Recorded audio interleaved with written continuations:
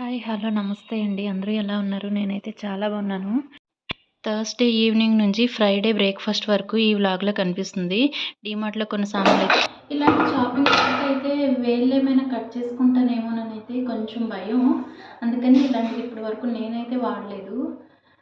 ఎప్పుడు మ్యారేజ్ అయినప్పటి నుంచి ఇలాంటి చాపింగ్ బోర్డే. లేకుంటే అమ్మ వాళ్ళ ఇంటి దగ్గర ఉండేటప్పుడు ఏంటంటే కత్తిపీట అంటాం మేము. కింద కూర్చొని కత్తిపీటతో కోసుకునేవాళ్ళం.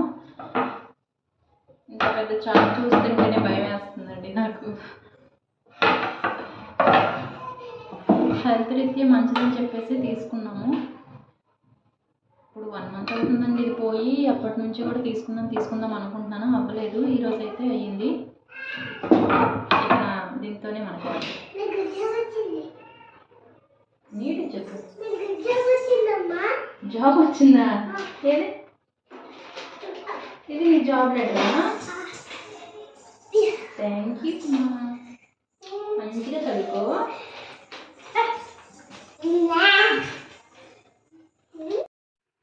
ఇంకా స్కూల్కి వెళ్ళి 10 రోజులైనా అవ్వలేదు. ఎల్కేజీ చదువుతుంది. దీనికి ఉద్యోగం జాబ్ వచ్చిందని చెప్పేసి చెప్పడానికి అయితే వచ్చింది నా దగ్గరికి. ఇంకా తనని ఆపితే మళ్ళీ మా అమ్మ నేను చెప్పిన మట్టు వినట్లేదే అని చెప్పేసి అనుకుంటుందేమోనని చెప్పేసి అలా అయితే విన్నాను. ఇంకా చెప్తుంటే చాలా క్యూట్ అనిపించింది. జాబ్ అంట. అసలు జాబ్ అంటే ఏంటో తెలియదు ఆ వయసులో మనకి. పిల్లలు వచ్చి ఏదైనా మనకి చెప్పేటప్పుడు కొంచెం టైం తీసుకొని వినడం అయితే చాలా మంచిదండి. ఎందుకంటే వాళ్ళు ఇంకొకసారి మన దగ్గరికి వచ్చి చెప్పడానికి భయపడతారు. లేదు అంటే వాళ్ళ ఫీలింగ్స్ని వాళ్ళే మనసులో దాచిపెట్టేసుకుంటారు.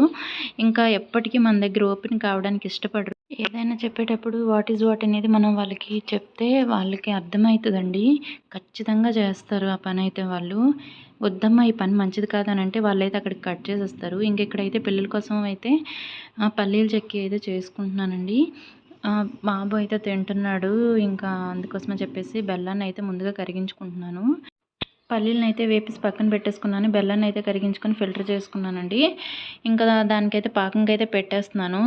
పాకం అయితే అగోండి వాటర్లో వేసి ఇంకా చూస్తున్నాను. పాకం అయితే ఇంకా రాలేదు. ఈలోపు ఇలాచీను పంచదార వేసేసి మిక్సీకి అయితే వేసుకొని దాంట్లో అయితే వేసుకుంటున్నానండి. ఇలాచీ ఫ్లేవర్ ఉంటే చాలా బాగుంటుంది ఏ స్వీట్ అయినా. అందుకనే వేసాను.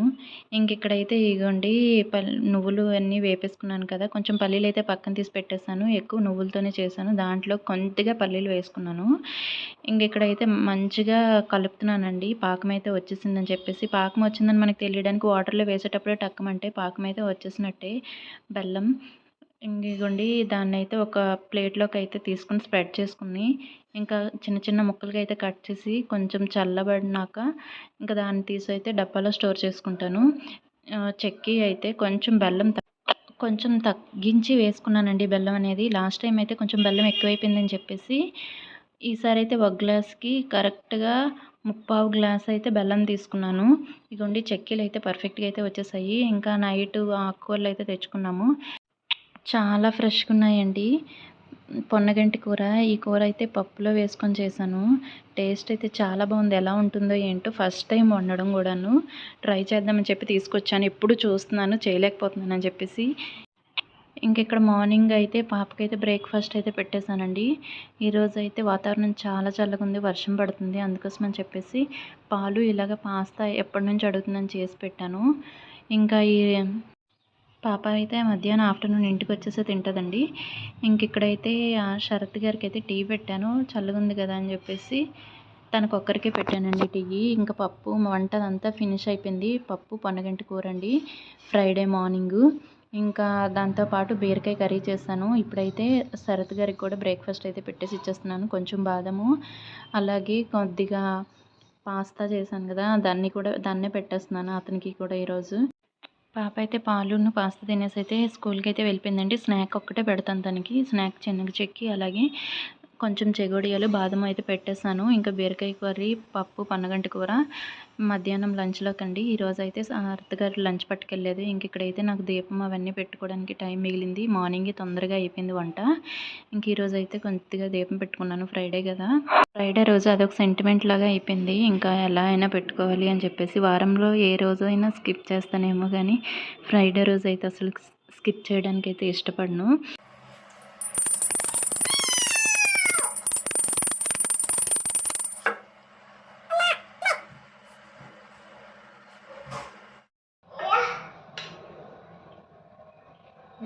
పపాయ, గువా, అలాగే క్యారెట్, కొన్ని బాదమ్స్ అయితే వేసుకున్నాను.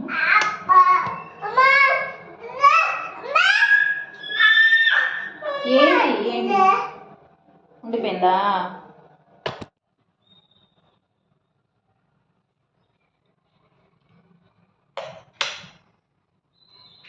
క్యారెట్ అయితే పాస్తాలో వేసాను, కొంచెం ఉండిపోయిందని చెప్పేసి క్యారెట్ కూడా వేసేసుకున్నాను.